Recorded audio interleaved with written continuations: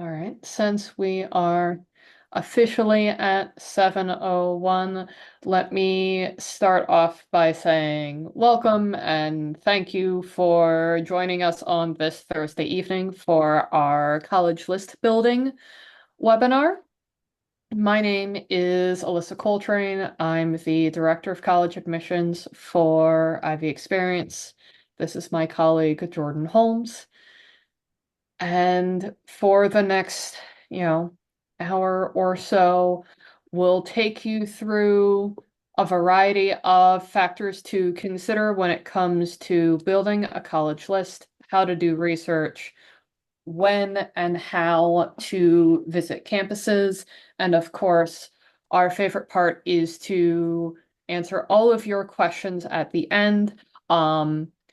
If you are going to put in a question, please feel free to do so. We'll take all of the questions at the end of the session. So if you want to go ahead and leave those in the Q&A section down at the bottom of your screen. And with that, we'll go ahead and get started. So, one of the first parts to consider when thinking about your college list is this idea of match and fit. Every single school on your list should be a fit in some way, shape, or form. Whether it's a reach school, a target school, or a likely school, all of that, which we will talk about later in this webinar, all of them should make sense for you and make sure that they are something that you're excited to go to. And the way that you can think about this is kind of amorphous idea of fit, the idea that everything works among certain categories. You can think about it in these four different categories here, and we'll go through each of them individually in just a moment. Again, the physical or the financial fit is kind of one of the more important topics to talk about. We'll talk about that in depth in a moment. There's, of course, social as well, which is thinking about who goes there. Physical fit is more like where it is. And then notice that academic fit is actually last on this list. Because especially if you're thinking about kind of ubiquitous topics like business or engineering or economics or things like that, those many schools across the country are going to have good programs or programs that will fit with you. If, however, you're thinking of aerospace engineering or marine biology, Alyssa and I can rattle off the school that you're going to apply to because those are the ones that make sense for you. For example, you're probably not going to go to Kansas to study marine biology. No marine life anywhere nearby. But again, these are all things that you can consider when you're thinking about the idea of fit. And again, we'll start talking about financial fit first. Financial fit is something that, again, is incredibly important. We hope that you ignore the sticker price when you look at the cost of tuition, room and board at a specific school, and instead pay attention to the net price. That net price means that it's the tuition price and that full cost of attendance subtracted by, or rather, then you take away the financial aid that you will receive between need-based financial aid and merit-based financial aid. And that results in the net price. And that's actually what you're more likely to pay than the full sticker price. Very few students and families end up paying the full sticker price. And one of the ways that you can find out this some information about that net price is either by going to the collegescorecard.ed.gov, and you can take a look at each of the institution's scorecards there and see what the average net price ends up being. There's also then a net price calculator available on most, actually not most, all legally required, all college websites, where you can sit with your family or as a family. It takes about 10 to 15 minutes to fill out, and you'll need some financial information to fill it out. But it'll give you a very ballpark estimate as far as what a financial aid package could look like. Of course, keeping in mind that each institution might change their parameters year to year. But again, pay attention to the net price versus the sticker price. We also really want to make sure that you're having these conversations early and often. We would absolutely love for you to have these conversations as a family. When you designate time to chat about this, make sure that all the information is out on the table. I would much rather, and we would much rather have students not apply to somewhere because it's not a realistic financial option versus having someone say, "Oh, I'm sorry, you can't go there because we can't afford it." Things happen, we know, but at the same time, have that conversation early and often. And again, don't necessarily rule it out of school just because of cost as you move forward throughout this process. When we think about social fit, we're thinking about the types of people who are on campus. The students, the faculty, professors, what are they like? Excuse me. What are they like? What are important, or what are some important factors for them? Are there interesting clubs? How's the social scene, both on campus and off campus? But we'll talk about in physical fit in just a moment. But again, thinking about the kind of vibe, you are totally allowed to say, this is a weird vibe and I don't like this. All of that counts, right? How you interact with a campus, how you talk to people on campus when you interact with them, all that absolutely matters. And feeling like you can fit in, or whether you do fit in on campus. Now, of course, this is going to be a very limited perspective that you might have, whether it be a campus visit or a conversation with a friend or two. But either way, listen to yourself because you know yourself better than anybody else does. Also keep in mind the student demographics, right? Are most students from the state where that college is located? Are most students international? Does that matter to you? If so, keep that in mind and take a look at the statistics, both on paper and then also when you go to visit the campuses as well. Next is physical fit. Thinking about where the college is going to be really important to you. Statistically, not a lot of students end up traveling more than, say, 500 miles away from home in order to attend college. However, if you're like, nope, I want to go farther than that, I want to go to the other side of the country, that's completely okay. But understanding your ideas or limitations, what you are and what you're not comfortable with, is a really helpful way to geographically narrow down the schools that you want to look at as well. Also, again, thinking like vibes, weather is really important too. As we were just talking about, do you want to be in snowy northern New England in February, or do you want to be in Miami where it's 78 degrees in February? Either way, the choice is yours. But that is something that you can absolutely consider as you consider your college list. Weather is important, how you feel on campus is important too. And then in-state and out-of-state as well, beyond the financial considerations for that. Geographically, again, are you okay with staying closer to home? Do you want to go somewhere farther away? What sort of setting do you want to be in as well? Whether it be urban or rural or suburban or college town feel, whatever it is, getting a sense of what that is for you and what's important to you will be really helpful to start narrowing down your college list. And finally, academic fit. Thinking about which majors and subjects interest you and whether the colleges you are thinking about have those specific subjects. Um, Also thinking about class sizes too, and the academic experience that you're going to have in the classroom. Are you comfortable with lectures? Do you want to have a smaller setting where you're more intimately involved with the instructor? Conversations like that and discovering answers like that can be incredibly helpful as well.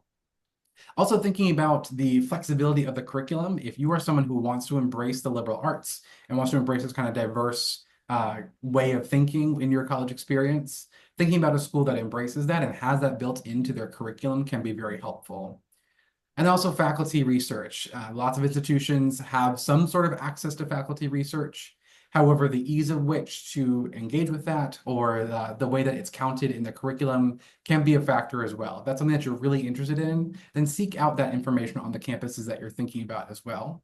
And regardless of the kind of school that you're applying to, whether it be a reach or target or a likely school, they're likely going to have some sort of professor research and a way to start thinking about your academic experience on campus. And speaking about research, or rather reach targets and likelies, Alyssa, can you take us through a little bit of that? Yes. So one of the reasons why we wanted to start this webinar with a discussion of the fit of a school is whether a school is a reach, a target school, or a likely school. And I'm about to take you through what those are and how to identify this. Every single school on your list should be a fit for you, whether it is in any of those three categories. But we know as students begin to shape their college list, one of the things that we are hoping to ensure is that at the end of this process, that the student and their families have options to be able to potentially weigh financial aid offers, to visit the schools again and make a decision between two, to be able to make a choice rather than simply be chosen. And one of the ways that you do this is by making up a college list that has reach schools, target schools, and likely schools. In this case, briefly to just define these terms, A reach school is a school that a student is unlikely to be admitted to. The target school are going to be your sort of 50-50 coin toss shots where the student is possibly going to be admitted to a school.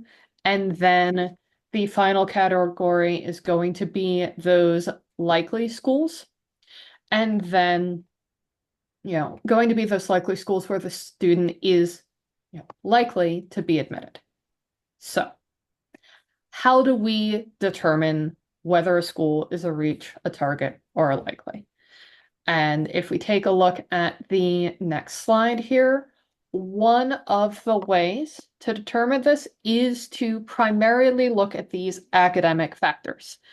Um, for those of you who have attended webinars with us in the past, you know we will frequently talk about the 5 factors under your control, but when it comes to identifying whether a school is a reach, a target, or a likely, it's going to be those academic factors that ultimately help you make that determination.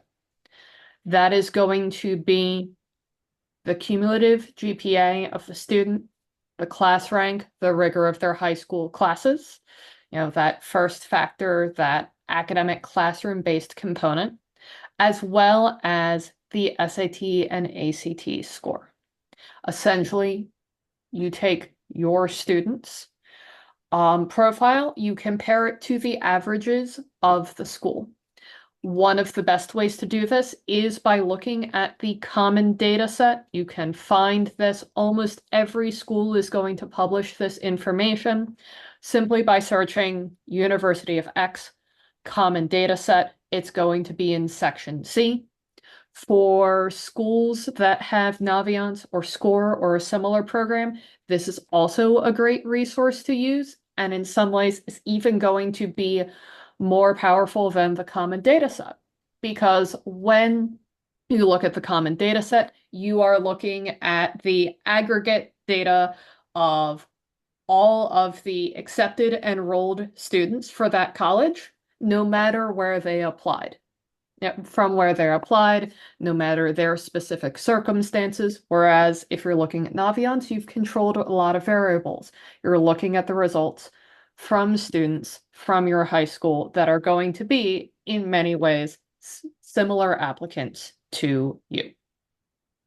So, what does that look like here? And in this case, we're going to take you through a series of examples here, both to highlight how you do this generally, but also some very specific things to keep in mind as you're trying to suss out whether a school is a target, a reach, or a likely school. So, University of Vermont, if you were to go on their common data set, their middle 50th percentile of SAT and ACT scores, if you lined all of their accepted admitted students up in a row based on SAT score and took the middle half, is going to be between 1270 and 1410 on the SAT, or 29 to a 32 on the ACT. They have an average GPA of 3.85 out of an unweighted 4.0 scale.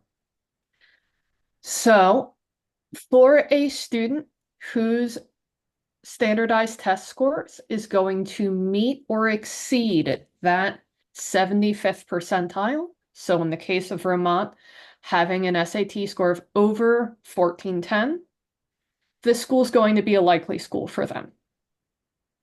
For a student whose SAT score is going to fall in the middle of that range between that 25th and 75th percentile, this is going to be a target school for them. And then for a student who falls below that threshold, this is going to be a reach school. One of the things to keep in mind, although University of Vermont is fairly egalitarian when it comes to students they admit in-state versus out-of-state, there is a little bit of a difference there, but not by much, about 11%. When you are looking at the big public schools, be mindful of what their requirements are when it comes to the number of students that they must admit in-state or out-of-state, because depending on the system, that can be a significant proportion, I think. University of Carolina, the system is like 80 or 90% must be North Carolina residents, which means for an out-of-state applicant, the information that you're looking at on their common data set, their middle 50th percentile for the SAT, that average GPA might not necessarily be the best gauge of your chances for an out-of-state applicant. So let's dive into a little bit more detail about each category of school. Um, when it comes to our reach schools, these are in some ways often the schools that, students come to us and immediately know that they want to apply to. These are often the schools that have the highest level of prestige.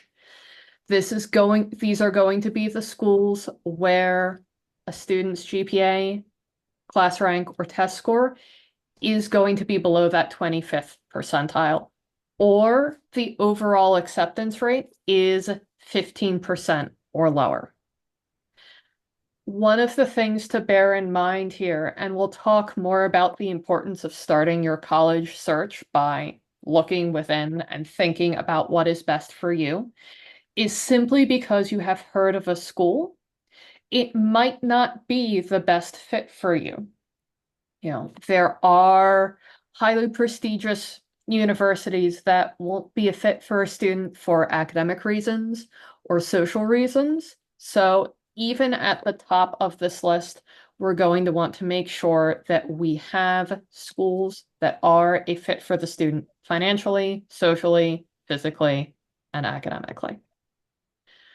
The one component I want to flag here, and our example on our next slide is going to be really important.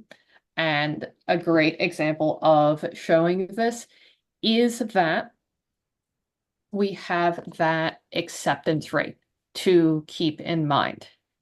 For high achieving students, as acceptance rates to schools tick downward as more and more students apply, and the number of spots at a given institution remains the same, you will have students for whom, based on their statistics, a given school should be a target school or a likely school. And that's the case here for student A.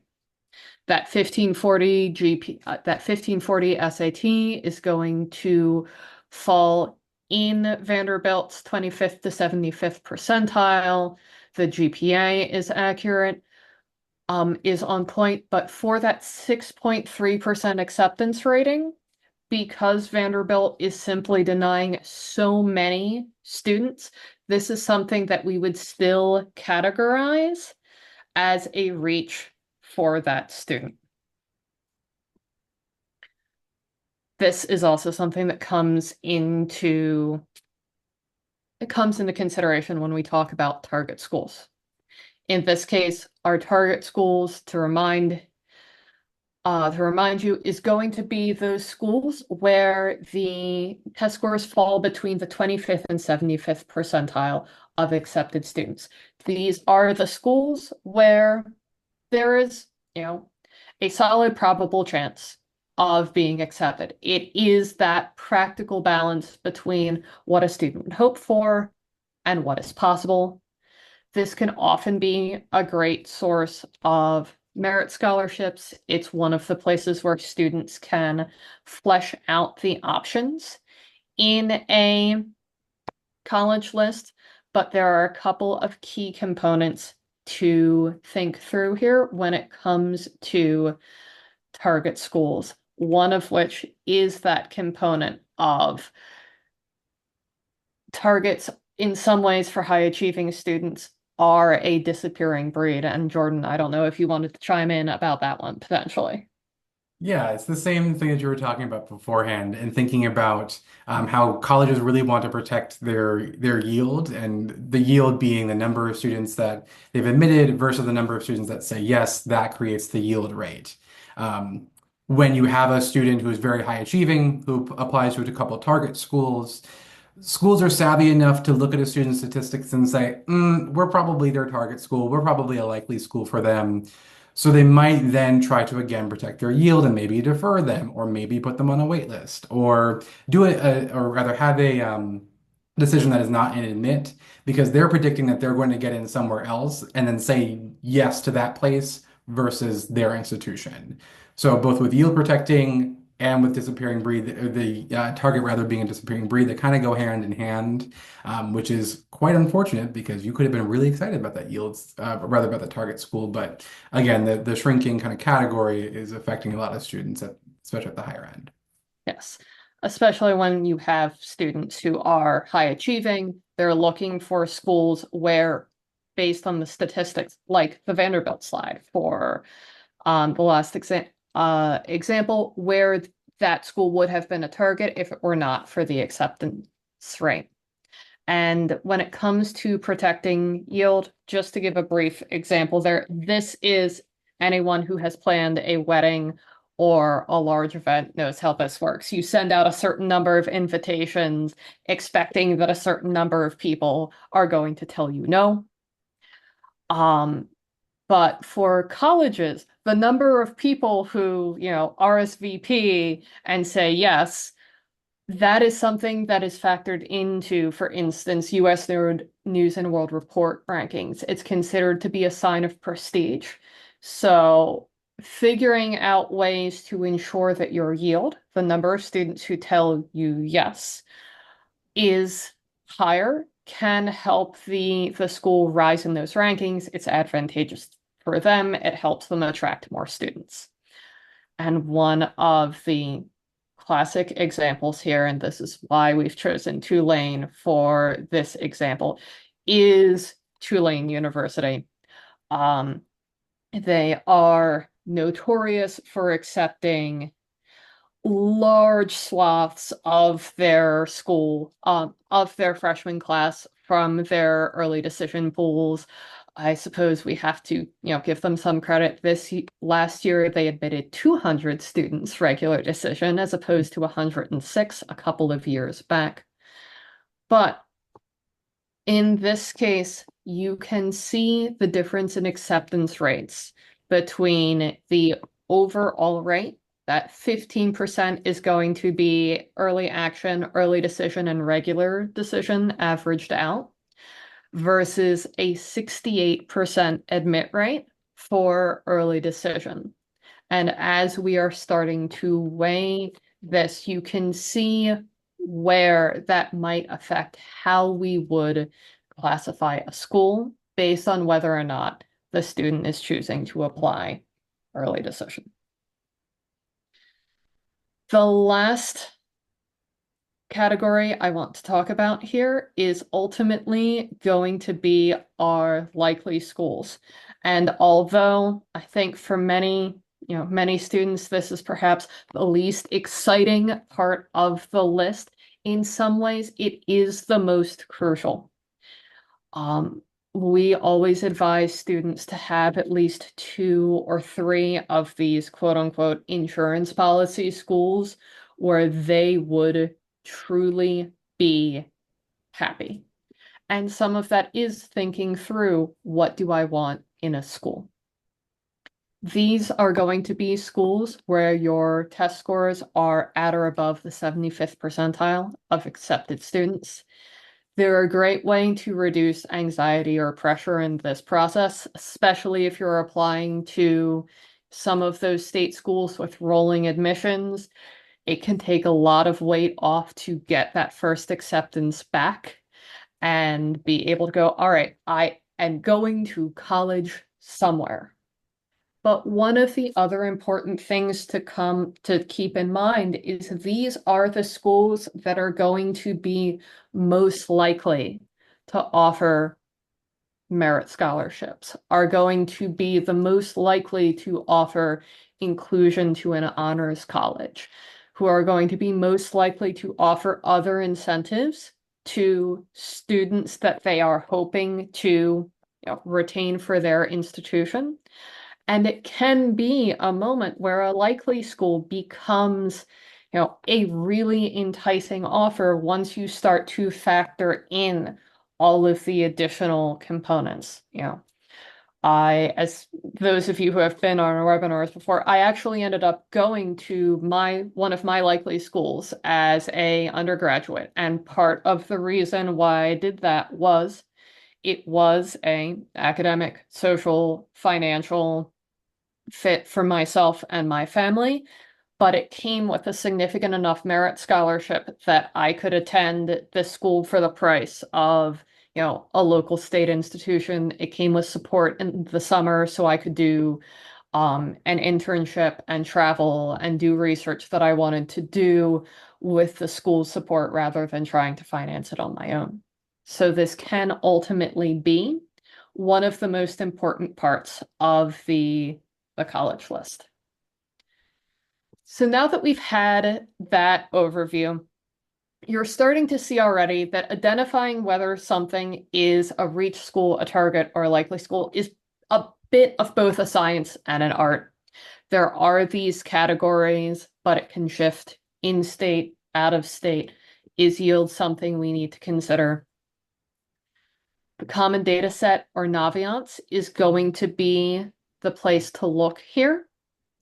And the last component that I want to identify here is that, especially, this is something that comes up when families are considering test optional, your grades are going to be a better indication of whether or not a school is going to be a reach, a likely, or a target for you, because your grades are going to be essentially the result of sustained student effort over the course of 3 to 4 years versus an SAT score, which, although we know many students study very hard, spend a lot of time and energy on prepping for these tests, ultimately, in some ways, is going to be the result of 2 or 3 Saturdays over the course of the time.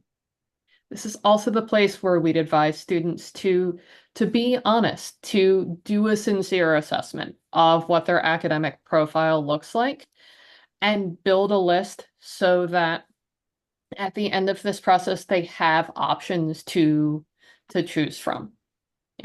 You can always, we tell students if you're willing to put in the work and you have those 2 to 3 or even 4 likely schools, absolutely apply for the reach schools, apply for the targets, but be honest with yourself, especially when it comes to those likely schools, and make sure that you've correctly identified them.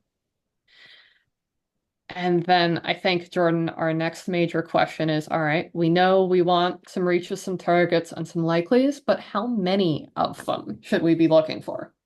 Yeah, it's a question we get quite commonly. And you'll often hear the refrain that you need to have a balanced college list, 3 targets, reaches, 3 likelies.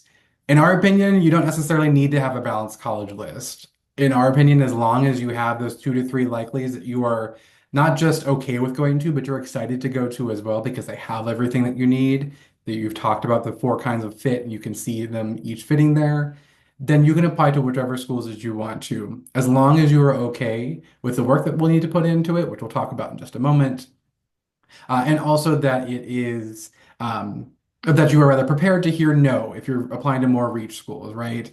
The more reach schools you apply to, the more likely you're not going to hear a yes, only because of statistics. You might be a great fit for that institution, but they just have many more applicants than they can admit. So if you're okay with hearing no more often than not and applying to those reach schools because you just want to see what happens, then just go for it. But again, we really want to make sure that your 2 to 3 likely schools are really, really solid.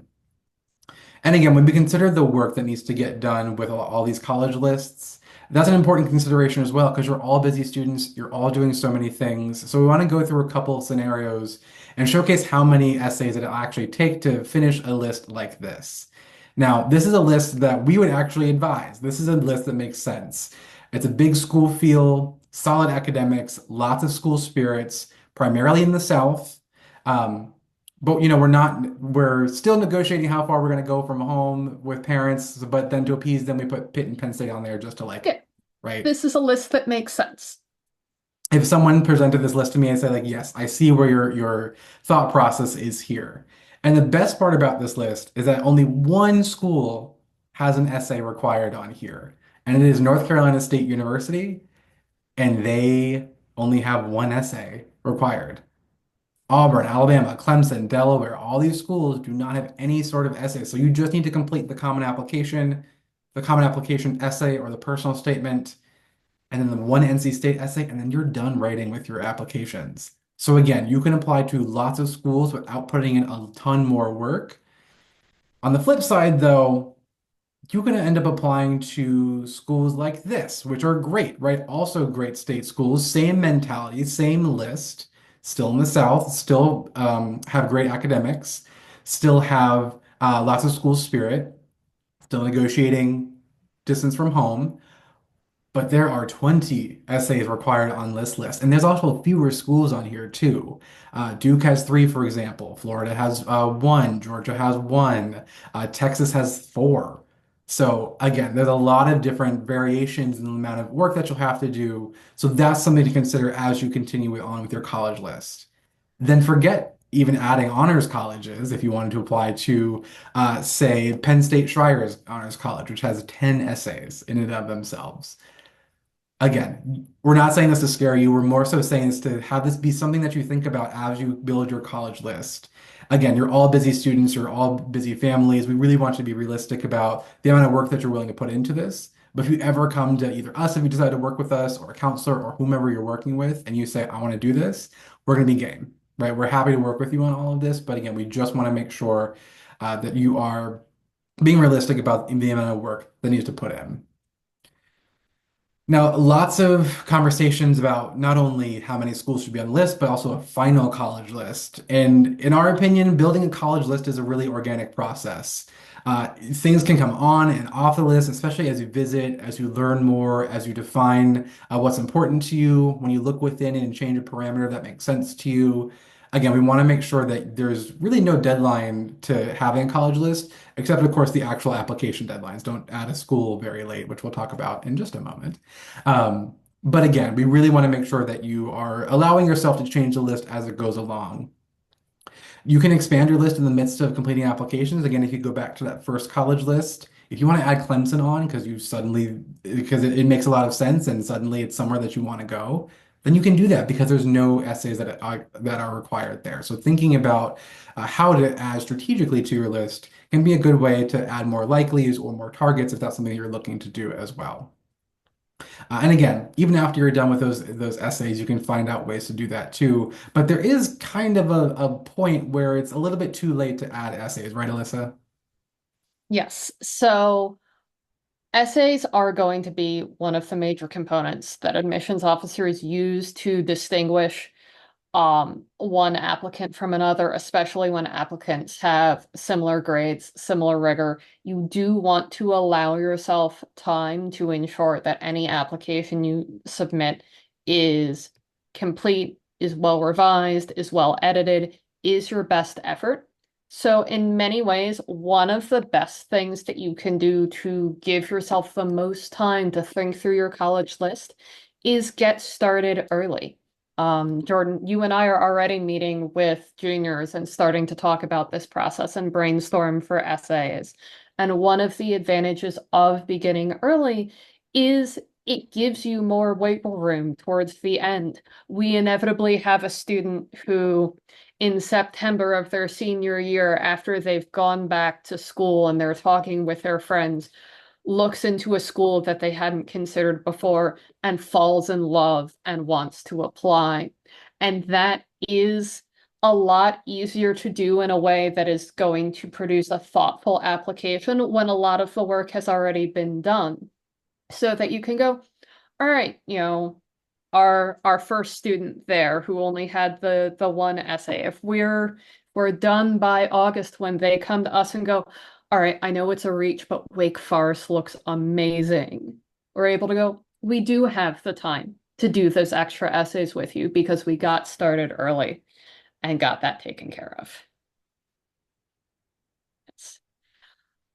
We're going to pivot away from the list as a big document and talk a little bit about college visits, starting off with, in a sense, the big myth.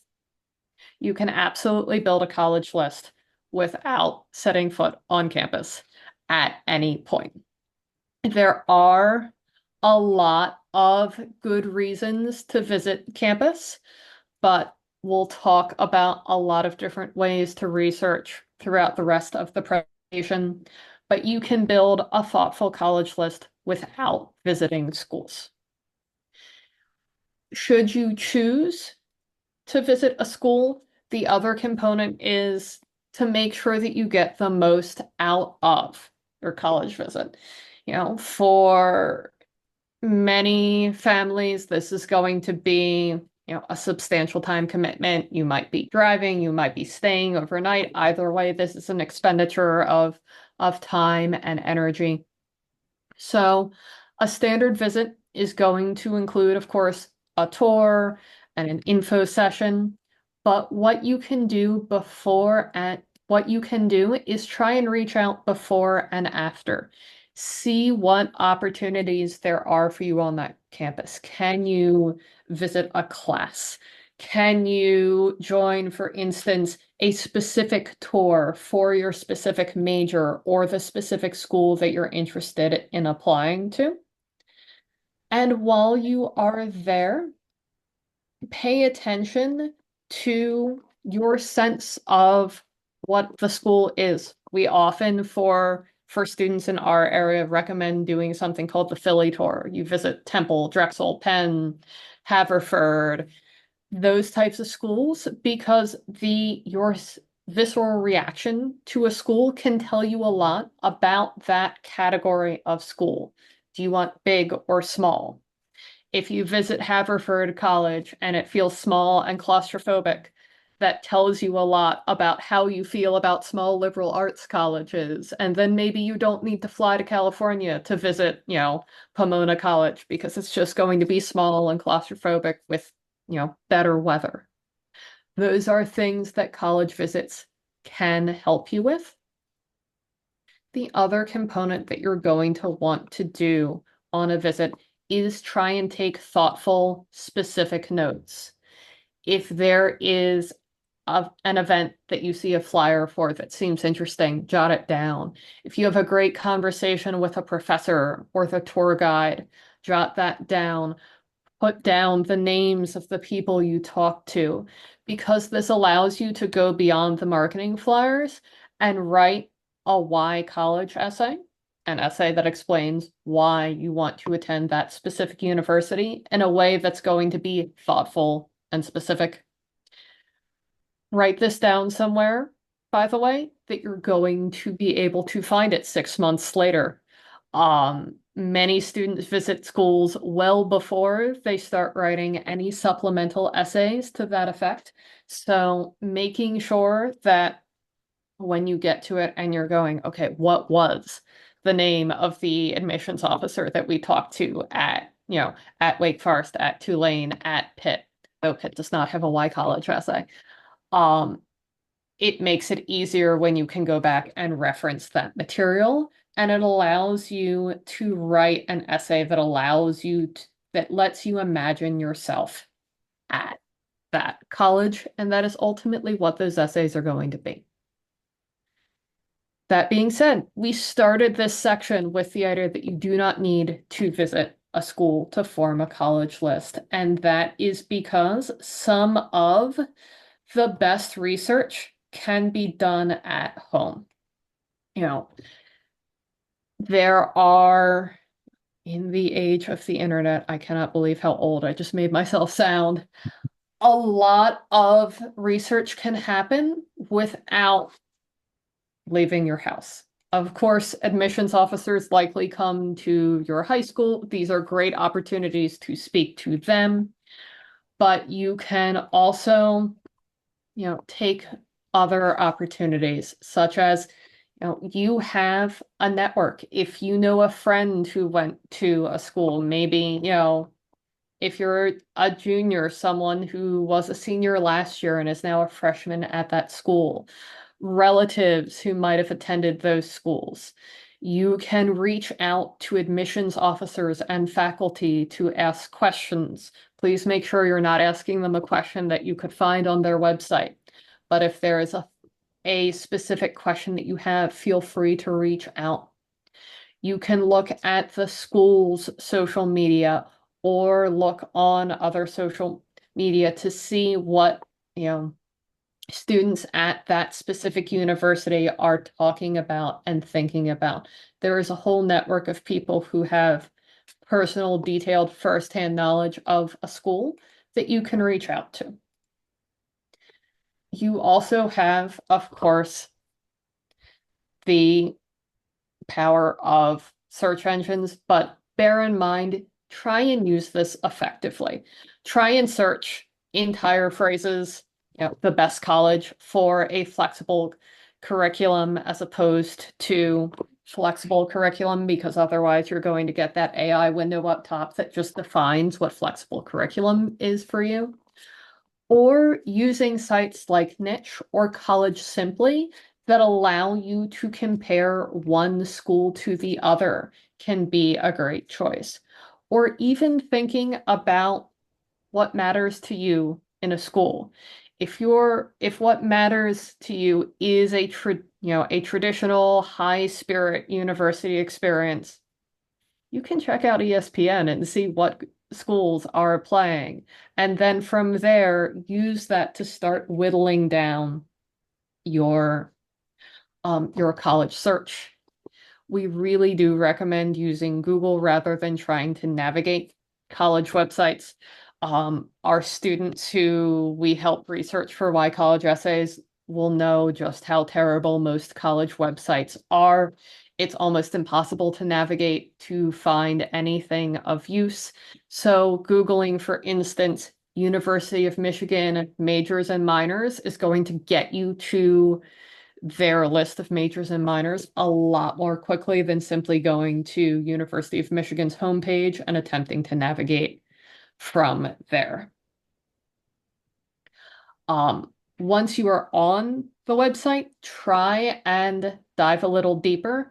The admissions page is going to be designed by marketing firms. It will be slick and beautiful, but it may not tell you that much about the school. So for that reason, department websites are going to be a great place to look.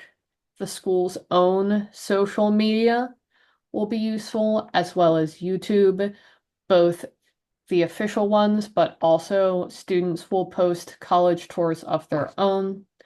All of these are going to be really strong resources to help you identify, you know, things that you need to know about the college. And I know we just threw an awful lot of information at you, and there is probably a couple of people in the audience who are going, I don't have any idea where to start. This seems overwhelming, but Jordan. I'm here to make sure that you all know that you have time. It's February of your junior years, or if you're younger than that, then you have plenty of time to explore all the options that are in front of you. And again, you can start a lot of the research at home, as Alyssa was just talking about as well. When you do eventually tackle the college application process, starting with the components that every single app, or rather every single college will need, the activities section on the Common Application, the education section, and most importantly, the Common Application essay. Every school needs that with very few exceptions. So starting there and getting those basics out of the way will help set you up for success for them when you do have a better idea as far as which schools you're applying to, that you can then go and tackle their school specific supplements as well. As you develop the list, taking a step back a little bit, again, do things in your local area, like to visit colleges in your local area. Even if you have sworn off staying anywhere close to home, that's completely okay. Because again, if you go see the local large public state school near you and you say this is amazing or this is terrible, you then have a better way of narrowing down your focus and figuring out those kind of components, especially of physical fit and also social fit as well. And also consider the types of fit as we were talking about at the beginning of the process to think about what's important to you. And we also recommend developing a personal mission statement, things that you want to get out of a college experience and the ways that you want to, again, define your college years successfully. I will say that thinking about what your college list, or rather what your personal mission statement is really important. Taking some time to develop that can be helpful. I will say that mine, when I was applying to college way back in the day, was I wanted to study architecture at an urban university at a place that was far from home, not necessarily in my home state, and somewhere that I could also play ultimate frisbee. And I liked cold weather, so I wanted to be somewhere that was a little bit colder than where I grew up in North Carolina. Um, I don't live in cold weather now, but that's okay. But Alyssa, what would your personal statement be? So in this case, when I was applying to schools, I knew I wanted sort of a smaller, more intimate feel. I wanted that sort of small liberal arts college. I actually did visit Haverford College. I'm local to this area and went, oh yes, this is the right vibe for me. I went to a small liberal arts college. I wanted to be able to study abroad in a place in France that was not Paris. Um, you know, finances were a little bit of a concern for me. I needed a place that was going to give me a decent amount of merit money. And also, I wanted to be far enough away from home that my parents couldn't show up without calling me. Sorry, mom and dad. But also close enough that I could go home for a weekend if I wanted. So, it sounds like, you know, our list would have ended up being, pretty different, even though, I'm not going to pry into your grades, Jordan, but I imagine you were a pretty good student too. I did well. Calculus was hard, but other than that, I was okay. Um, Calculus is hard in general for anyone. it really is. And we don't have to bemoan math, but at the same time, thinking about the components that are incredibly important to you as a student can help you, again, narrow down the college list while also working in conjunction with all the strategies we talked about earlier today. But ultimately, the most important part of this process is to take a look within and really consider what you want. What do you want to get out of the 4 years that you were on campus? Because you're not just finding a school to attend, you're finding a home for 4 years. And superficial factors are completely okay, right? Going on vibes is totally fine. Thinking about what weather, how far away from home, all that is okay. And you have a lot of really great tools for you to use. However, no matter which tool you use for your college search, whether that be Google, ChatGPT, us, a college counselor, you aren't going to get good results unless you define what you want. So thinking really critically about what's important to you, where do you want to be, what do you want to study, who do you want to be around, these questions can help you get to some answers before starting or before you stare at a blank sheet and say, okay, here's my college list. But also thinking about casting a wide net, really take a look and leave no stone unturned to make sure that you're finding the schools that work for you. And also, it's okay to not necessarily know just yet, but be in the exploratory process as you consider moving forward. I spoiled it, but here is the personal mission statement that I had as well. Again, thinking about what is important to you as you move forward in this college process too. So, where do we come in? How do Alyssa and I help students think about this entire process from the very beginning to the end? We support you on every component of this process. Again, from thinking about the college list to thinking about the common application essay and all the components along that. It's advising, it's having project management also to keep you focused on the task in front of you so that you can finish all of these essays and all of the work required to apply to college within a timely manner. We want to make sure that you're going to mention or that you're going to meet these deadlines and that you're going to be in a good spot once those deadlines come around as well. We're also able to have holistic college conversations, colleges conversations. If you say, I like schools like this, we can say, great, let's consider schools like that. Our mentality is much more about teach a student to fish and they eat for a lifetime. So we'll give you the research tools, we'll walk you through a common data set, for example, to see how you can interpret that. However, if you do need a little bit more assistance, we do have a college list service where you'll fill out a survey. It takes about 10 to 15 minutes to do so. And it's very objective. So lots of things about, or lots of questions rather, about your grades, about your GPA, about which court, or rather about which majors you're interested in, geographically where you want to go. And then we'll spit out a list of 15 to 30 schools for you to consider. But that's not us saying that you should go there or apply there. It's mostly just us starting the conversation and giving you some options to consider as well. So again, we're here to help you along every step of the way of this process. And we want to make sure that you're supported if you end up working with us as well. So Thank you very much for joining us. I already see we have some really great questions in the Q&A, so we can go ahead and start to address those. And Jordan, as you are the former admissions officer, I'm going to ask you this one. How do colleges calculate GPA, weighted or unweighted, so that they are comparing apples to apples? It will really depend. I've worked at schools that will recalculate GPAs and make sure that everyone's on a level playing field, and the college will actually apply their own version of weighting to it. So they'll say a certain number of AP classes are worth this grade point or something else. Some other colleges I've worked at have just used an unweighted GPA. Some other colleges I've worked at have just taken what's on the transcript and then kind of evaluated you within your high school context, less student to student. So ultimately, it'll depend on each individual school. But as you look at your GPA, um, thinking about generally where you're sitting, right? If you're mostly A's, you're probably going to be on the 3.8 and above scale, right? There's A's and B's, and it'll be lower than that, right? So roughly estimating where you fall if your school doesn't offer an unweighted GPA, that can be a way to compare and take a look at that component of the common data set. And I think one of the components to bear in mind is that admissions officers do know that every school is going to calculate GPAs differently. Many schools, as you've said, recalculate GPAs according to their own like specific special sauce.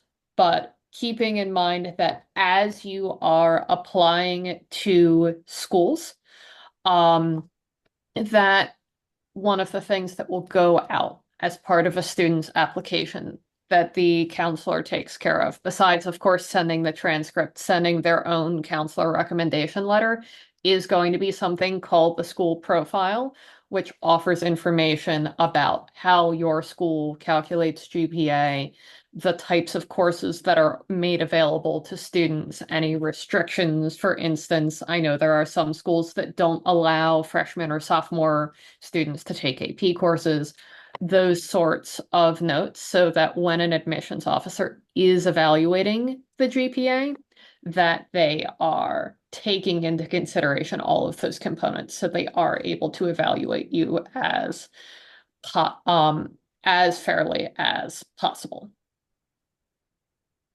All right. Um, Jordan, I'll throw one more to you here.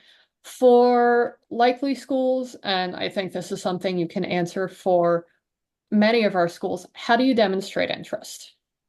Yeah, demonstrated interest is a component in some colleges' application processes, which basically means, are you actually interested in applying there? As we talked about earlier, targets being a kind of dying breed because a lot of schools are hedging their bets against the highly achieving students. So how do you say no to Lane? I promise I'm really interested in going here. Honestly, one way that you can do that is just emailing your admission officer and saying as much. Having conversation with your admission officer and saying, this is somewhere I really want to go. Please let me know what else I can do, things like that. But some other basic ways can be to attend a high school visit if a counselor from that college is attending. Additionally, you can do a campus visit while you're there. They might also attend high school, or rather, college fairs that are close to you as well, whether it be like a national college fair like NACAC or a high school hosted one as well. If there's any card or information to fill out, you're going to fill out the same information all the time, but at least you get the points for being there. But then also things as simple as opening emails can be considered demonstrated interest, or clicking around their website and spending time on their website as well can show that you're actually doing the research and you're thinking about whether Tulane, for example, or American University is a good fit for you. So lots of different ways you can do it. A lot of it is electronically as well, but if you happen to have the physical, rather the ability to go do the physical demonstrated interest factors, you can do that as well. All right. I'm also going to steal my one of the questions that allows me to talk about my favorite topic real quickly. We had someone ask about the types of essays that a student might potentially have to write. So in the college application process, there is going to be, and I'm referring to the Common App here, the University of California system has their own, specific questions that they ask, but students will write one essay that goes everywhere, which is meant to show who they are as a person, their personality, what makes them tick. There are usually 7 prompts for that essay, the seventh of which is submit a topic on, you know, of the student's choice, Common App. So the Scuttlebutt should be releasing their prompts for this upcoming year tomorrow.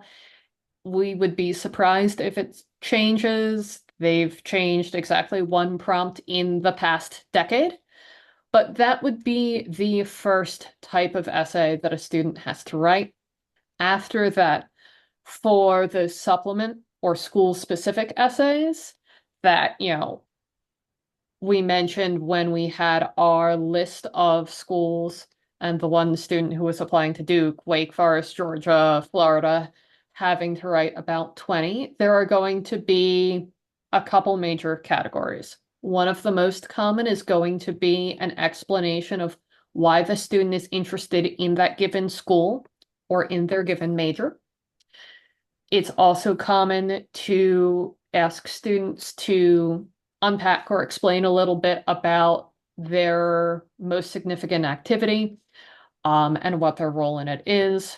It's also very common to have an essay prompt about a community that the student feels connected to or an aspect of their identity that they want to sort of unpack and say more about. But there's also many miscellaneous prompts, many fun ones.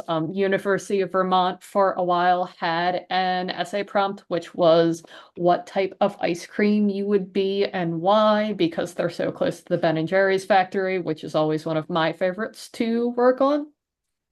But that is going to give you a quick overview of what those essay types are like. Right. We also had, is there an online tool to put your criteria in and it shares a list of possible schools? There are quite a few resources that are going to be like this.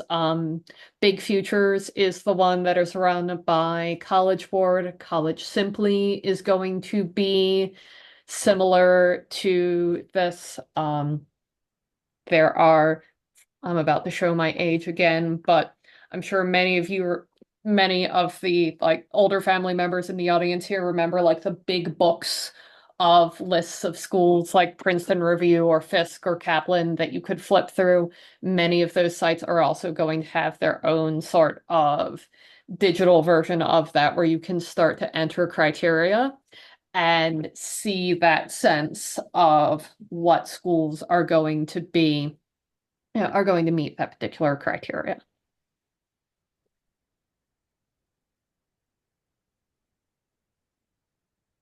All right. Um, we also have a question about how does the college search change for students who are interested in athletic programs and being recruited. And one of the things that is going to happen there is that search is often going to start earlier, especially for D1 schools, because the coach is going to have such an impact and a say on how this process goes. And in some ways, it means that the college search is a little more constrained because you are then looking for the schools that offer your sport and that you are competitive in that particular field. Jordan, I don't know if there's anything you would want to add to that. Yeah, there are lots of rules, especially in Division One, around coaches contacting students and whether that can actually happen. That can't happen until the student's junior year. However, at any point, any student can reach out to a coach and start that conversation by either saying, "Hey, I'm interested in playing X sport at Y institution. Here's some statistics. Here's a highlight reel if that would be helpful. What else do you need from me?" To start to have that conversation and at least be in contact with the coach. A lot of the submission process, as Alyssa said, is then dictated by the coach Timelines are sometimes different, requirements are sometimes different. Sometimes might go through something called a pre-read, which is a kind of mini application that the admission office basically screens and says, yes, this is good to go, or gives feedback and has a conversation that way. But either way, talking with the coach that you're interested in playing, especially at the D1 level, would be a good way and a good place to start. Coaches can reach out once you're a junior, but before that, you can reach out, or the student can reach out directly to the coach. All right. We also had a question about um thank you cards after a tour. It's always, it's a thoughtful way to be in touch with an admissions officer. Especially if you took our advice and you've reached out early, if your regional admissions officer was able to assist you with sitting in on a class, with joining a specific tour, reaching out and acknowledging, hey, thank you for telling me there was a specific tour at 5 p.m. for business people. I found it really helpful. It's one of those points of contact for demonstrated interest, and also like admissions officers are people, they like to feel warm and fuzzy and feel like they've helped a student. So although we wouldn't recommend just constantly bombarding your admissions officer in this particular case, that's a great moment to try and reach out.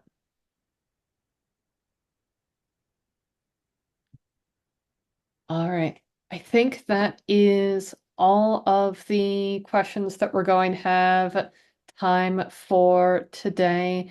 Please feel free to reach out to us if you have anything you would want to discuss. You can book a call with Jordan or myself in the links that we put in the chat. We'll also be reaching out with a follow-up email after this webinar, including a link. So please feel free to share this with anyone who you think might find this advice useful. And we're wishing all of you a good night. Everyone.